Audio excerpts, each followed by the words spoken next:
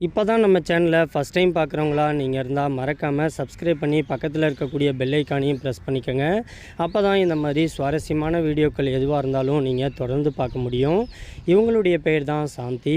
இவங்களுக்கு வயது வந்துட்டு 28 வயது ஆகுது. தான் கல்லூரி படிச்சுக்கிட்டு இருக்கும்போதே தன்னுடைய அம்மா அப்பா வந்துட்டு தன்னுடைய பொண்ணுக்கு நல்லபடியாக திருமணம் பண்ணி கொடுத்தே ஆகணும் அப்படின்னு சொல்லிட்டு நம்ம சாந்திக்கு வந்துட்டு அலைன்ஸ் பார்க்கவும் ஆரம்பிச்சிருக்கிறாங்க. நம்ம சாந்தி வந்துட்டு பிஎஸ்சி பண்ணிவிட்டு பக்கத்தில் இருக்கக்கூடிய ஹாஸ்பிட்டலுக்கு வேலைக்கு போகவும் ஆரம்பிச்சிருக்கிறாங்க. இவங்க வரன் பார்த்துட்டு திருமண வயது வந்துட்டு தள்ளிக்கிட்டே போகுது அப்படின்னு சொல்லிட்டு பக்கத்தில் இருக்கக்கூடிய புரோக்கர்கிட்ட வந்துட்டு தன்னுடைய பொண்ணுடைய ஜாதகத்தை கொடுத்து நல்ல வரன் இருந்தால் பார்த்து சொல்லுங்கள் புரோக்கரே அப்படின்ட்டு சொல்லவும் ஆரம்பிச்சிருக்கிறாங்க. அவரும் பக்கத்து ஊரை சேர்ந்த பிரவீன் அப்படிங்கிற ஒரு வரன் வந்துட்டு இப்போதைக்கு இருக்குது, நீங்கள் வேணால் மாப்பிள்ளை ஃபோட்டோ தரேன், நீங்கள் பார்த்து பிடிச்சிருந்துச்சு அப்படின்னா நம்ம நேரடியாக பார்த்து பேசிக்கலாம் அப்படின்னு சொல்லி அந்த ஒரு புரோக்கர் வந்துட்டு அவங்களுடைய புகைப்படத்தை வந்துட்டு கொடுக்கவும் ஆரம்பிச்சிருக்கிறாங்க. நம்ம பிரவீனுடைய ஃபோட்டோவை பார்த்துட்டு ரொம்பவே நம்ம சாந்தியோடைய அம்மா அப்பாவுக்கு பிடிக்க ஆரம்பிச்சிருது. உடனடியாக தன்னுடைய பொண்ணுக்கிட்டேயும் சம்மதத்தை கேட்குறாங்க. உங்கள் இஷ்டம்ப்பா, நீங்கள் எது பண்ணாலும் எனக்கு என்னுடைய நல்லதுக்காக தான் பண்ணுவீங்க, அதனால் உங்களுக்கு மாப்பிள்ளையை பிடிச்சிருந்துச்சு அப்படின்னா கண்டிப்பாக அடுத்த முகூர்த்தத்திலே திருமணத்தை வச்சுக்கலாம் அப்படின்னு நம்ம சாந்தியும் சொல்லவும் ஆரம்பிச்சிருக்கிறாங்க. உடனடியாக நம்ம சாந்தியோடைய அம்மா அப்பா வந்துட்டு புரோக்கர் மூலியமாக அந்த ஒரு பையனை பற்றி விசாரிக்கவும் ஆரம்பிச்சிருக்கிறாங்க. பக்கத்து ஊர் வேறு, அது மட்டும் இல்லாமல் நம்ம பிரவீனுக்கு அம்மா அப்பான்ட்டு யாருமே கிடையாது, அதனால் தன்னுடைய பாட்டி வீட்டில் தான் இப்போதைக்கு வளர்ந்துக்கிட்டு இருக்காங்க அப்படிங்கிற ஒரு விஷயத்தையும் தெரிஞ்சுக்கிறாங்க. நம்ம பிரவீனுக்கு வந்துட்டு சொந்த வீடு இருக்கிறதாவும் கொஞ்சம் விவசாய நிலம் இருக்கிறதுனாலையும் வசதி வாய்ப்புக்கெலாம் எந்த ஒரு பிரச்சனையும் கிடையாது. பக்கத்து ஊரில் இருக்கிறதுனால நம்ம நினைக்கும் போதெல்லாம் நம்மளுடைய பொண்ணை வந்துட்டு பக்கத்துலேயே போய் பார்த்துக்கலாம் அப்படிங்கிற ஒரு காரணத்தினால நம்ம பிரவீனை வந்துட்டு பேசி முடிக்கவும் ஆரம்பிக்கிறாங்க. அவங்க சொன்ன நேரத்தில் கரெக்டான ஒரு விஷயத்தில் நம்ம பிரவீனுக்கு நம்ம சாந்தியை திருமணமும் பண்ணி கொடுக்குறாங்க. நம்ம சாந்தியை வந்துட்டு திருமணம் பண்ணதுக்கப்புறமா பிரவீன் வந்துட்டு ரொம்பவே சந்தோஷமாக நம்ம சாந்தியை வந்துட்டு பார்த்துக்கவும் ஆரம்பிக்கிறாங்க. நம்ம சாந்தி வந்துட்டு தன்னுடைய விருப்பத்துக்கு லவ் பண்ணி திருமணம் பண்ணியிருந்தால் கூட இவ்வளோ ஒரு சந்தோஷமான ஒரு குடும்ப வாழ்க்கையை வாழ்ந்திருக்க முடியாது அப்படிங்கிற அளவுக்கு நம்ம பிரவீன் வந்துட்டு நம்ம சாந்தி மேலே ரொம்பவே பாசமாகவும் அக்கறையாகவும் இருந்திருக்கிறாங்க. ஏன்னா நம்ம பிரவீன் வந்துட்டு அம்மா அப்பா இல்லாமல் ரொம்பவே கஷ்டப்பட்டு வளர்ந்ததுனால நம்ம பிரவீன் வந்துட்டு நம்ம சாந்தி கூட ரொம்பவே அந்யூன்யமாகவும் நெருக்கமாகவும் குடும்ப உறவில் வாழவும் ஆரம்பிக்கிறாங்க. அது கிடைச்ச பரிசாக ஒரு 2 வருஷத்துலேயே தனக்கு ஒரு ஆண் குழந்தையும் பிறக்க ஆரம்பிக்குது. அதுக்கப்புறமா ஒரு பெண் குழந்தையும் பிறக்க ஆரம்பிக்குது. நம்ம சாந்தி வந்துட்டு நல்லபடியாக தன்னுடைய கணவர் கூட தான் ஆசை தீர ரொம்பவே சந்தோஷமான ஒரு குடும்ப வாழ்க்கையில் இணைஞ்சு வாழவும் ஆரம்பிச்சிருக்கிறாங்க. நாளடைவில் ஆனால் தன்னுடைய கணவர் வந்துட்டு கடன் பிரச்சனையால் கொஞ்சம் அவதிக்கு உள்ளாகவும் செய்கிறாங்க. ஏன்னா திருமணம் பண்ணப்பெல்லாம் கடன் கிடையாது, ஆனால் தான் நினச்ச மாதிரி தன்னுடைய விவசாயத்தில் வருமானம் இல்லாததுனால அக்கம் பக்கத்துலன்ட்டு தெரிஞ்ச பக்கத்து எல்லா பக்கத்துமே கடன் வாங்கி விவசாயம் பண்ணவும் ஆரம்பிக்கிறாங்க. ஆனால் தான் நினச்ச மாதிரி விவசாயத்தில் சக்ஸஸ் பண்ண முடியல அப்படிங்கிற காரணத்தினால விவசாயத்தில் ரொம்பவே தோல்வி அடைஞ்சு போய் கடனுக்கு மேலே கடன், கடனுக்கு மேலே வட்டின்ட்டு ரொம்பவே அவதிக்குள்ளார உள்ளாகவும் செய்கிறாங்க. அப்படி உள்ளாகானதுக்கு அப்புறம் இந்த கடனை வந்துட்டு நம்மளால் அடைக்க முடியல. அது மட்டும் இல்லாமல் டெய்லியும் கடன்காரன் வந்துட்டு வீட்டுக்கு வந்து தன்னுடைய மனைவியையும் தன்னுடைய மகளையும் ஆபாச வார்த்தையில் பேசுகிறாங்க அப்படின்னு சொல்லிட்டு துக்கம் தாங்க முடியாமல் நம்ம பிரவீன் வந்துட்டு சூசைட் அட்டன் பண்ணி இறந்தும் போயிடுறாங்க. தன்னுடைய கணவரை இழந்த துக்கத்தில் ரொம்பவே வருத்தத்தில் இருக்கிறாங்க. ஆனால் இந்த ஒரு சூழ்நிலையை எப்படியாச்சும் கடந்து போய் தான் ஆகணும் அப்படின்னு சொல்லிட்டு குடும்ப பாரத்தை நம்ம பிரவீனுடைய மனைவி சாந்தி வந்துட்டு சுமக்கவும் ஆரம்பிக்கிறாங்க. ஆனால் அப்பா இல்லாத குறையாக தன்னுடைய பொண்ணையும் நல்லபடியாக ஸ்கூல் வரைக்கும் படிக்க வச்சும் முடிச்சிடுறாங்க. ஒரு கட்டத்தில் நம்ம சாந்தியோடைய மகளுக்கு வந்துட்டு வயது வந்துட்டு 13 வயது ஆகுது. நல்லபடியாக இவங்க ஸ்கூல் லைஃப்பை முடிச்சுட்டு கல்லூரி வந்துட்டு தான் ஆசைப்பட்ட கல்லூரியிலேயே ஜாயின் பண்ணி படிக்கவும் ஆரம்பிக்கிறாங்க. நம்ம சாந்தி வந்துட்டு பக்கத்தில் இருக்கக்கூடிய ஒரு கடைக்கு வந்துட்டு வேலைக்கு போயிட்டு தனக்கு தெரிஞ்ச கூலி வேலை எல்லா வேலைக்கும் போய் அது மூலியமாக கிடைக்கக்கூடிய வருமானத்தை வச்சு வட்டி காசு கொடுக்குறவங்களுக்கு வட்டி காசு கொடுக்கவும் ஆரம்பிச்சிருக்கிறாங்க. தன்னுடைய பொண்ணையும் ஒரு பக்கத்து படிக்க வச்சுக்கிட்டும் இருந்திருக்கிறாங்க. அப்படி படிக்க வச்சுக்கிட்டு இருக்கும்போது தன்னுடைய கணவர் வந்துட்டு நிறைய பேத்துக்கிட்ட வந்துட்டு கடன் வாங்கியிருக்கிறாங்க. ஆனால் எல்லாமே தன்னுடைய சூழ்நிலையை புரிஞ்சுக்கிட்டு, சரி நான் கொஞ்சம் கொஞ்சமாக நீங்கள் கொடுக்குற அமௌண்ட்டை நான் வாங்கிக்கிறேம்மா அப்படின்னு சொல்லிட்டு ஒத்துக்கிட்டாங்க. அதில் ஒரே ஒரு கடன்காரன் மூர்த்தி மட்டும் ரொம்பவே பிடிவாத குணம் உள்ளவங்க. அவங்க வந்துட்டு பணம் கொடுக்கல அப்படின்னா எந்த எல்லைக்கு வேணாலும் போகிற அளவுக்கு நம்ம மூர்த்தி வந்துட்டு டெய்லியும் நம்ம சாந்தியுடைய வீட்டுக்கு வந்துட்டு வரவும் ஆரம்பிச்சிருக்கிறாங்க.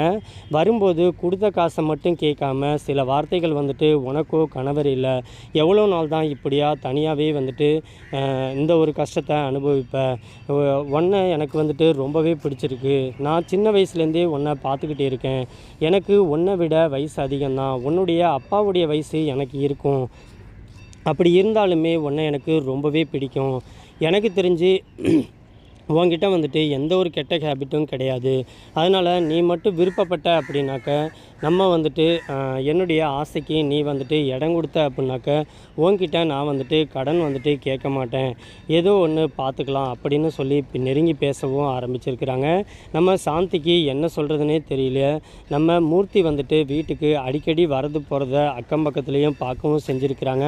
ஆனால் நம்ம சாந்தியோடைய வீட்டுக்கு வந்துட்டு ஊருக்கும் ஒதுக்குப்புறமா அவங்களுடைய வீடு இருக்கிறதுனால கொஞ்சம் மக்கள் நடமாட்டம் இல்லாத பகுதி அப்படிங்கிறதுனால அதிக பேர் வந்துட்டு அதை காணாத வகையில் தான் இருந்திருக்கிறாங்க.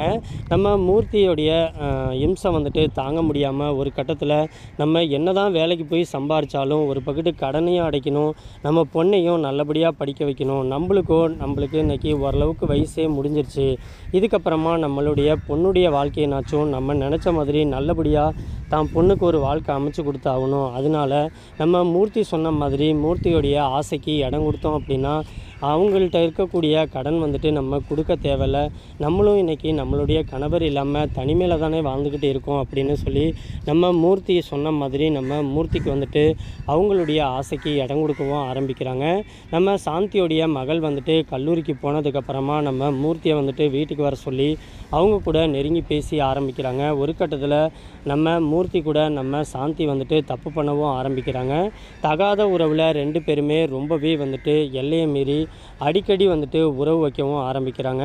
ஒரு கட்டத்தில் நம்ம சாந்தியோடைய மகள் வந்துட்டு கல்லூரிக்கு போயிட்டு வீட்டுக்கு வரும்போது முன்னாடி கதவு வந்துட்டு சாத்தியிருந்திருக்கு. நம்ம சாந்தியோடைய மகளும் கதவை தட்டி தட்டி பார்த்துருக்காங்க, திறக்கவே கிடையாது.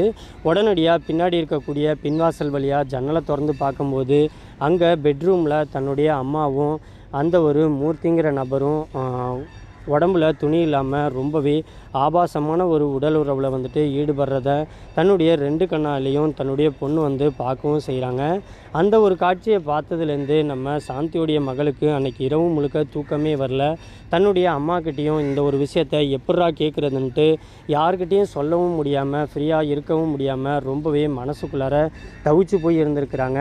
ஆனால் நம்ம அப்பா இருக்க வேண்டிய இடத்துல இன்றைக்கி மூர்த்திக்கு வந்துட்டு நம்ம அம்மா எப்படி இடம் கொடுத்தாங்க அப்படிங்கிற கேள்வி நம்ம சாந்தியோடைய மகள் மனசில் எழுந்துக்கிட்டே இருக்குது. உடனடியாக அடிக்கடி கல்லூரி போகிறது மட்டும் இல்லாமல் நம்ம சாந்தியோடைய வீட்டுக்கு நம்ம மூர்த்தி வந்துட்டு இரவு நேரத்துலேயும் அடிக்கடி வீட்டுக்கு வந்துட்டு ஸ்டே பண்ணவும் ஆரம்பிச்சிருக்கிறாங்க. நம்ம சாந்தி வந்துட்டு சாந்தியோடைய மகளை வந்துட்டு தூங்க வச்சுட்டு பக்கத்து ரூமுக்கு நம்ம மூர்த்தியை வந்துட்டு கூட்டிகிட்டு போய் அவங்க கூட இரவு நேரத்துலேயும் அந்த ஒரு ஆபாசமான ஒரு உல்லாச வாழ்க்கையில் இணைஞ்சு வாழவும் ஆரம்பிச்சிருக்கிறாங்க. ஒரு கட்டத்தில் நம்ம சாந்தியோடைய மகள் வந்துட்டு தூங்குற மாதிரி நடிச்சுட்டு தன்னுடைய அம்மா போனதுக்கப்புறமா ஜன்னல் வழியாக எட்டி பார்த்து தன்னுடைய உணர்ச்சிகளையும் அவங்களுக்குள்ளார அடக்கிக்கிட்டு இந்த ஒரு விஷயத்தை ரெகுலராகவே வாட்ச் பண்ணவும் ஆரம்பிக்கிறாங்க. ஒரு கட்டத்தில் சாந்தியோடைய மகளுக்கும் இந்த ஒரு விஷயம்லாம் நம்ம அம்மா மாதிரியே நம்மளும் இந்த மாதிரி விஷயத்தை அனுபவிச்சாகணும் அப்படிங்கிற ஆசை நம்ம சாந்தியோடைய பொண்ணுடைய மனசுக்குள்ளாரையும் ஏற்படவும் ஆரம்பிக்குது. ஆனால் எதுவுமே தெரியாத மாதிரி நம்ம சாந்தியோடைய மகள் வந்துட்டு அமைதியாகவே இருக்கவும் செய்கிறாங்க. அப்படி ஒரு நாள் நம்ம சாந்தி வந்துட்டு வேலைக்கு போகும்போது நம்ம சாந்தியோடைய மகள் வந்துட்டு கல்லூரி விடுப்பு நாளில் வீட்டில் இருக்கவும் ஆரம்பிக்கிறாங்க. அப்போ நம்ம மூர்த்தி வந்துட்டு சாந்தியை பார்க்க யதார்த்தமாக வீட்டுக்கு வந்திருக்கிறாங்க. ஆனால் நம்ம மூர்த்திக்கிட்ட நம்ம சாந்தியோடைய மகள் வந்துட்டு ரொம்பவே நெருங்கி பேச ஆரம்பிக்கிறாங்க. ஆனால் நம்ம மூர்த்தி வந்துட்டு யதார்த்தமாக தான் பேச ஆரம்பிச்சிருக்கிறாங்க. ஆனால் நம்ம மூர்த்திக்கிட்ட நம்ம சாந்தியோடைய மகள் வந்துட்டு தகாத வார்த்தையில் இரட்டை அர்த்தத்தில் பேசவும் ஆரம்பிச்சிருக்கிறாங்க. நீங்களும் என்னுடைய அம்மாவும் இப்போதைக்கு என்ன உறவில் இருக்கீங்கன்னு எனக்கு ரொம்ப நல்லாவே தெரியும்.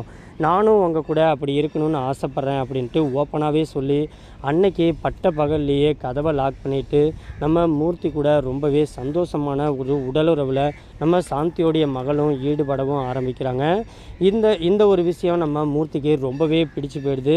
நம்ம சாந்தியை நம்ம ஆசைத்தீர அனுபவித்து முடிச்சிட்டோம்.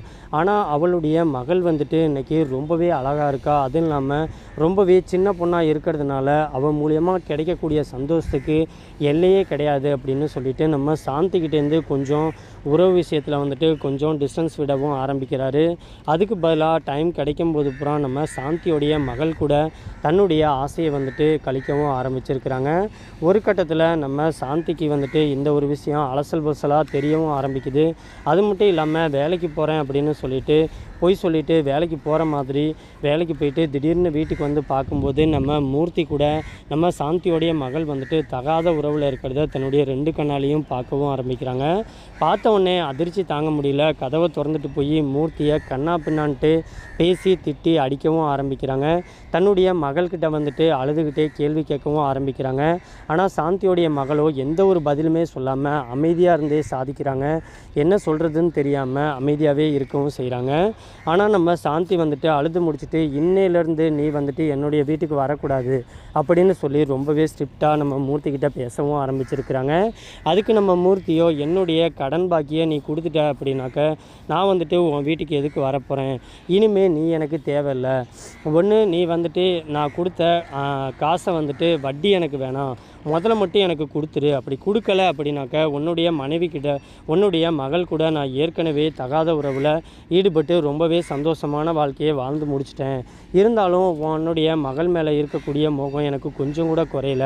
நீ எனக்கு வந்துட்டு பணத்தை எடுத்து வைக்கலை அப்படின்னாக்க உன் மகள் கூட நான் வந்துட்டு மறுபடியும் தகாத உறவில் எனக்கு ஆசை இருக்கும் போதெல்லாம் வருவேன். நீ வந்துட்டு கண்டும் காணாமல் தான் போயாகணும். அப்படி உனக்கு ஒரு வேளை இந்த ஒரு விஷயம் பிடிக்கல அப்படின்னாக்க நீ வந்துட்டு எனக்கு 1 வாரம் டைம் தரேன். நீ அந்த 1 வாரத்துக்குள்ளார எனக்கு நீ வாங்கின பணத்தை வட்டி இல்லாமல் முதல் மட்டும் கொடுத்துரு. நான் உன் வீட்டுக்கு தலை வச்சு கூட படுக்க மாட்டேன் அப்படின்னு சொல்லிட்டு நம்ம மூர்த்தி வந்துட்டு வீட்டை விட்டு வெளியில் போகவும் ஆரம்பிக்கிறாங்க. நம்ம சாந்திக்கு என்ன பண்ணுறதுனே தெரியல. ஒரு பக்கம் நம்மளுடைய வாழ்க்கை தான் இப்படி சீரழிஞ்சு போச்சு, நம்மளுடைய பொண்ணுடைய வாழ்க்கைனாச்சும் நல்லபடியாக அமைச்சு கொடுக்கணும்னு பார்த்தாக்க இவளும் இந்த மாதிரி பண்ணிகிட்ருக்காளே அப்படின்னு சொல்லிட்டு நம்ம சாந்திக்கு என்ன பண்ணுறதுனே தெரியல. ஒரு பக்கத்து மற்ற பக்கத்து கடன் வாங்கின பக்கத்துலாம் வட்டி கொடுத்துக்கிட்டு தன்னுடைய பொண்ணுடைய படிப்பையும் பார்த்துக்கிட்டு என்ன பண்ணுறதுன்னு தெரியாமல் நம்ம சாந்தி வந்துட்டு முடிவெடுக்க முடியாமல் தவிச்சுக்கிட்டு இருக்காங்க. நம்ம சாந்தியோடைய மகள் வந்துட்டு இப்போதைக்கு சரியாக அவங்களுடைய மூர்த்தியோடைய ஒரு ஆசைக்கு இடம் தந்ததுனால சரியாக ஸ்கூலுக்கும் போகாமல் தன்னுடைய படிப்புலேயும் மார்க் எல்லாமே குறையவும் ஆரம்பிக்குது. அது மட்டும் இல்லாமல் தன்னுடைய அம்மாக்கிட்டேயும் ஃப்ரீயாக பேசாமல் நம்ம மூர்த்தியோடைய அந்த சாந்தியோடைய மகள் வந்துட்டு சமாளிக்கவும் ஆரம்பிச்சிருக்கிறாங்க. என்னால் மூர்த்தியை வந்துட்டு மறக்கவே முடியலம்மா, என்னால் இந்த ஒரு விஷயம் இல்லாமல் இருக்கவே முடியாது அப்படின்ட்டு தன்னுடைய அம்மாக்கிட்ட ஓப்பனாகவே பேசவும் ஆரம்பிக்கிறாங்க. ஆனால் நம்ம மூர்த்திக்கிட்டேயும் ஒரு கட்டத்துக்கு மேலே நம்ம சாந்தியால் பணம் கொடுக்க முடியல அப்படிங்கிறதுனால மூர்த்தி வந்துட்டு 1 வாரம் கழித்து வீட்டுக்கு வந்துட்டு சாந்தியோடைய மகள் கூடயும் உல்லாச வாழ்க்கையில் ஈடுபடவும் ஆரம்பிக்கிறாங்க. ஆனால் சாந்தியால் எதுவுமே பண்ண முடியல. ஏன்னா தனக்குன்னு சப்போர்ட்டுக்குன்ட்டு தான் கூட பிறந்தவங்கன்ட்டு யாருமே கிடையாது. எந்த ஒரு ஆதரவும் இல்லாமல் இருக்கிறதுனால நம்மளுக்கு எது ஒன்றுனாலும் நம்ம தான் பார்த்தாகணும் அப்படின்னு சொல்லிட்டு நம்ம சாந்தியும் கண்டும் காணாமல் இருக்கிறாங்க. ஆனால் நாட்கள் போக போக நம்ம சாந்தியோடைய மகள்கிட்ட நம்ம மூர்த்தி வந்துட்டு ரொம்பவே மிருகத்தனமாக ரொம்பவே கொடுமைப்படுத்தவும் ஆரம்பிச்சிருக்கிறாங்க. ஒரு கட்டத்தில் நம்ம மூர்த்திக்கும் வந்துட்டு சுத்தமாக மூர்த்தி பண்ணுற விஷயம் எல்லாமே நம்ம சாந்தியோடைய மகளுக்கும் சுத்தமாகவே பிடிக்கல. எப்படியாச்சும் இவரை விட்டு விலகி போயே ஆகணும் அப்படின்னு சொல்லி முடிவெடுக்கவும் ஆரம்பிக்கிறாங்க. ஆனால் அப்படி முடிவெடுத்தாலும் இந்த ஊரை விட்டு எங்கே போனாலும் நம்ம கையில் பணம் கிடையாது, எங்கே போனாலும் இவன் மறுபடியும் நம்மளை பின்தொடர்ந்து வந்துடுவான் அப்படிங்கிற பயத்திலேயே இருக்கவும் ஆரம்பிக்கிறாங்க. அப்போ தான் 2 பேரும் சேர்ந்து நம்ம மூர்த்தியை வந்துட்டு ஏதாச்சும் ஒன்று பண்ணி அவனை கொலை பண்ணி முடிச்சிடணும் அப்படின்னு சொல்லி பிளானும் பண்ணுறாங்க. ஏன்னா நம்ம போலீஸ் ஸ்டேஷன் போனாலும் இவனுக்கு இருக்க பணபலத்தை வச்சு நாளைக்கு என்ன வேணாலும் பண்ணுவான் அப்படின்னு சொல்லிட்டு நம்ம மூர்த்தியை வந்துட்டு கொலை பண்ணுறதுக்கு பிளானும் பண்ணுறாங்க.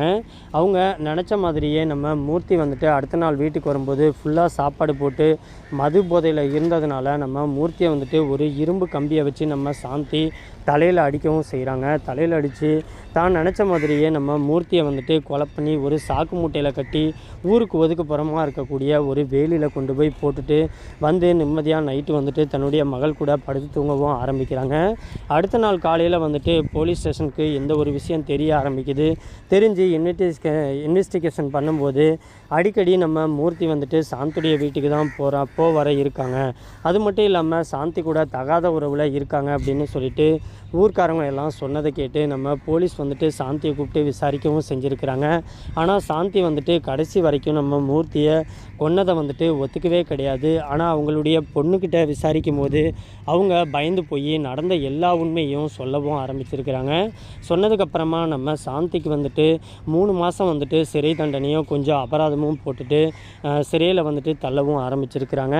நம்ம சாந்தியோடைய மகள் வந்துட்டு வெளி உலகத்தில் ரொம்பவே தனிமையில் வாழவும் ஆரம்பிச்சிருக்கிறாங்க. அந்த ஒரு பொண்ணு வந்துட்டு பண்ணது தப்பு தான் அப்படிங்கிறத உணர்ந்தாலும் தன்னுடைய அம்மா வந்துட்டு இன்றைக்கி தப்பு பண்ணதுனால நம்மளும் இன்றைக்கி ஒரு தப்பான வழியில் போயிட்டோம், இன்றைக்கி நம்மளுடைய வாழ்க்கையே போயிடுச்சு அப்படிங்கிறத புரிஞ்சுக்கிட்டாலும் இன்றைக்கி நம்ம சாந்தியோடைய நிலைமை வந்துட்டு சாந்தியோடைய நிலைமையும் சாந்தியோடைய மகளுடைய நிலைமையும் இன்றைக்கி கேள்விக்குறியாக மாறிடுச்சு.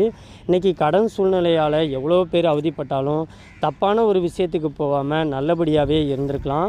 அன்றைக்கி ஒரு நாள் நம்ம சாந்தி வந்துட்டு பண்ண தப்புனாலேயே இன்றைக்கி தன்னுடைய பொண்ணுடைய வாழ்க்கையும் இழந்து தன்னுடைய வாழ்க்கையும் ஜெயிலில் வந்துட்டு கழித்து வெளியில் வந்ததுக்கப்புறமா அவங்களுடைய மான மரியாதை எல்லாமே போய் அந்த ஊரை விட்டு காலி பண்ணி வேறு ஊருக்கு வந்துட்டு நல்ல ஒரு பொழப்பு பொழைக்கவும் ஆரம்பிக்கிறாங்க. இந்த ஒரு வீடியோ பற்றின உங்களுடைய கருத்துக்கள் எதுவாக இருந்தாலும் கீழே இருக்கக்கூடிய கமெண்ட் பாக்ஸில் மறக்காமல் கமெண்ட் பண்ணிடுங்க. இந்த வீடியோ பிடிச்சிருந்துச்சு அப்படின்னா அந்த வீடியோக்கு ஒரு லைக் பண்ணிவிட்டு உங்கள் ஃபேமிலி அண்ட் ஃப்ரெண்ட்ஸுக்கும் ஷேர் பண்ணிடுங்க. மறக்காமல் நம்ம சேனலை சப்ஸ்கிரைப் பண்ணிக்கோங்க. தேங்க்ஸ் ஃபார் வாட்சிங்.